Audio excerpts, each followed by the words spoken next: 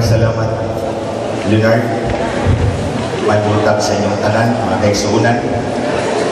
Nabi sa butang na dako, nakapaghihapon na rin nag-ipon tungod sa mabukat sa responsibilidad na akong atubangon, pila na lang adlaw ang labay. Si Elmalin Marahay,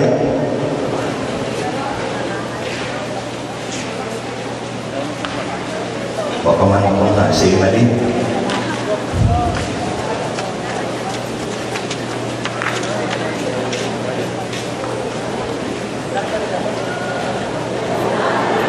Si Elmalin Marahay, ang direktang epekto sa kapobre sa atong katawan. Nabuhi pa yung taon ng bataan, duha ka oras kung tunga, usap na putol ang iyang kinabuhi, tungod kay wakil siya pasakya sa ambulansa ni Espina. Nga naman, tungod kay kontrapartido siya, miyembro siya sa Abit Iglesia, ang duha ka lalaki ang karasra o inisakay sa ambulansa. Kung nagasgasan lang ang atong panit, dili mata kinahanglan siguro iabot na tos hospital. Pero ang kahintang ni Elmalin Marahay, bisan kinsay magtanaw, makalubag sa atong kasing-kasing, dili ba? Pero kibiyaan sa dito skilid sa karsada, hangtod, napaw ang iyang kandila sa kinabuhi. Ang iyang nanay, gusto mo kiha. Iandam ni Mario Peña ang kaso, ako'y nagsuporta sa nanay, sigig na rin sa nabal, taningsaan ko niya, suportahan na ka.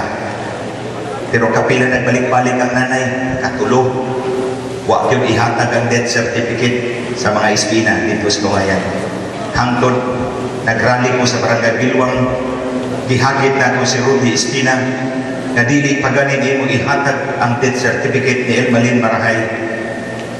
Sulungon tayo ka sa imong munisipyo, bahala pag magsinumbagay ka. Tinuod, tulog ka adlaw kuman, gihatag ang death certificate ni Elmalin Marahay. Kinahanglan pa ba diay, mga kaigsuunan, na ang akong tingog, pirmi na akong ipahuram ka ninyo, aron lang mo makasukol sa malinaw-daogong mga tao na nagdumala ka nato karon. Kinahanglan pa ba diay, yang akong tingog mo'y pirmi maliguro para sa atong tanan. Nakitang tanan matagusa ka nato, bilinhon man unta. Bisa kung sa nato kapobre, may dignidad tang tagusa-usa. Sanglit pirmi ko mo ingon sa inyo ha, ayaw mong kabalaka kung ako'y inyong katubang. Ayaw tanawa nga labaw ko ninyo, kaya ako panglantaw sa inyong tagusa-usa, patas, why nato, why pobre. Muna'y gusto na kong itanong ninyo sa inyong kasing-kasing, sa inyong una-una. Kaya kitang tanan, matagusa ka na to, mapobre, madato, dilingon. Ang nahitabo ang Elmalin Marahay, mao ang epekto sa kapobre sa atong katawan. Unsa man, wala kita'y timog, wala kita'y kagawasan, wala'y kabaguhan sa atong kinabuhi, wala'y kauswagan sa atong katawan. Sanglit-dilit na makasukol, sanglit ang nanay ni Elmalin Marahay, magkinahanglan panigletso, aron mo tingog para niya. Pila ka kaso niya sa ospital, katong gipuno diri sa likod, na taga-Biliran. Dida sa iyang amahan, din na sa ospital sa emergency room. Tungod kay atong kapobre, makita pa yan sa atong sinulutan, ipasagtan lang itawang dito sa kilid sa emergency room. May gani nakitaan ko sa amahan diri ni Isuod Iladindin Morillo. Isuod ko niya dito, ning hangyo siya, ingon ko kang Victor Santolorin gato sa ospital. Tinuod, pag abot ni Victor Santolorin sa ospital, akong classmate, giatiman tayo ng biktima. Kinahanglan pa ba di ay napirpin ko makatiman sa atong katawan adlaw-adlaw, na pwede man kung nato usbon ang atong kinabuhi, ang dagan sa atong kapalaran tanan kagusa-usa. Kutob kanus amat na matagwanta sa kalisod sa atong kinabuhi, adlaw-adlaw, nakita mismo, unay atong debate. Dili na ito'y kalimot, kadaghanan sa atong katawhan, padayon na nagpuyo sa kalisod, kawadkon, kagutom, o kapobre. Butan na yun ang tao, o lipat pa ka, na di yun makakita sa tinud-anay na kahimtang sa atong katawhan. Sanglit kami sa grupo nga KKK, nangita yun ang bahagi, unsaon ba yun nato, pagtalwas sa atong katawhan gikan sa kapobre, kawadon, kagutom ug kalisod. Dili nato ikalimod. Kay base pa sa gisulti pa ni John de Rosario, pobre kahayo ang atong probinsya. Kinapobrehan, gani ang kawayan, pinakapobreng lungsod. Kutob kano sa amang tamang sa atong kapobre o kalisod. Hain man yun ang tinuod na Yahweh sa atong kagawasan. Wa ka na ko, naa sa inyong tagsakat sa takamot, naa sa inyong baluta, karong Lunes umaakot. Ako, igo lang ko nagpakita sa inyo sa kung inyong atubangan. Wa mo kay bawod kung unsa kasakit sa akong kasing-kasing magpasan sa inyong hangtanan. Kagahapon, perting daghanang luba dito sa akong mata. Di na nanangoy say-say sa inyong tanan, pero kung mga kauban, nakakita na. Di mo kakita sa akong kasakit, hindi na ko ipakita sa inyo ha. Pero bukat yun, pasanon ang 200,000 katao sa biliran. Ako lang hangyo ninyo. Gani kagabi, may usang nga nitawag na ko, diplomat, gikan sa Sri Lanka. Ang di yun ako kalimtan nga gisulti. It's such ironic, Glenn, that the people who you wish to help a lot are the very ones who will turn against you when money comes. Ako may hubad sabihin sa niya, ingon siya, sa ganito din mo naman manuribi. Sa likwaot paminaw, nga ang katawhan nga mo'y imong gilabanan, mo'y imong gipangitaag solusyon nga dili mapobre, maura po'y mag-una-una o balik niya sa ilang buto inigamot sa eleksyon. Dili na natin kalimot. Siguro kamo din ang nagsalig na ko, dili mo mabayran. Pero ang kadaghanan, maulang yung dihapon ang may tapo. Pero sige lang, barugan pag yung dihapon muna ko kausa. Ang hinaot ko, na maapre ang muna-huna sa itong katawhan o sa inyong mga kasing-kasing.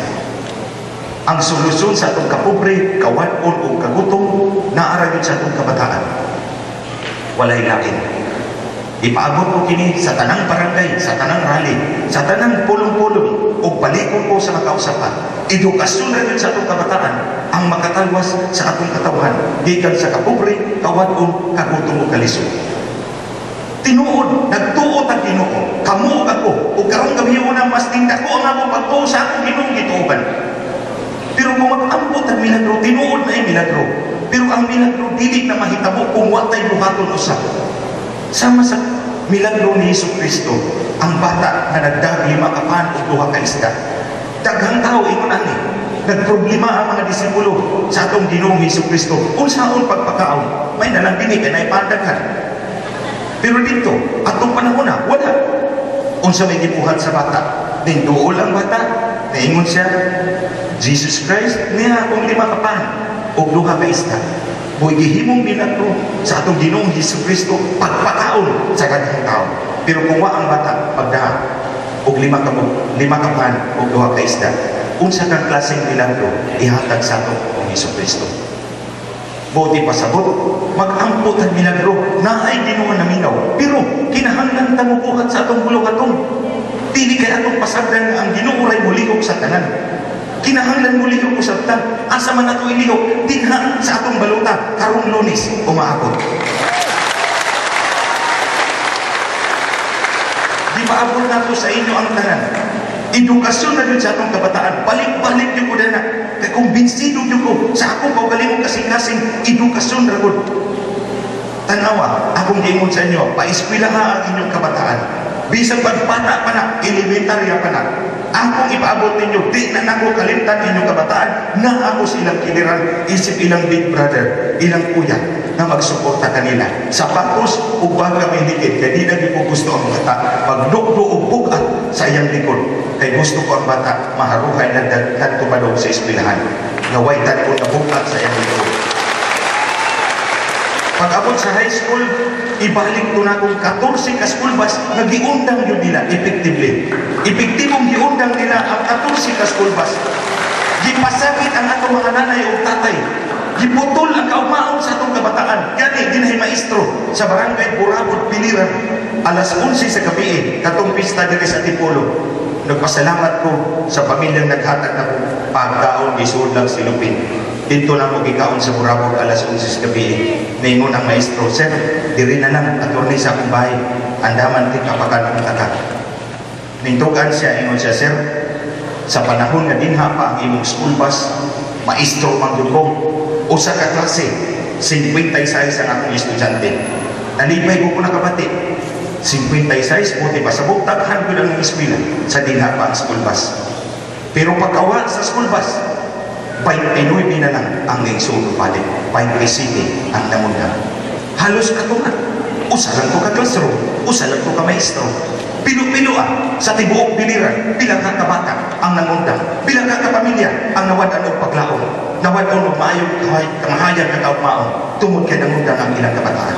Usa may resulta itong nangundang, pag-uuma, mangingisda, habal-habal driver, sikat-sikat driver, labandera. Dili makakita og dakong kantidad, tungod kay kuwang og edukasyon. Dili sama sa akong doktor nga nag-opera, 4 lang ka oras, 50,000 tayo na ipangayo. 50,000 sa 4 ka oras sa buntag, lain na pong 50,000 sa 4 ka oras sa hapon, sige lang iyang adlaw, 3 milyon is iyang buwan, 36 milyon isang iyang tuig, tungod kay doktor siya. Pero itaw, ang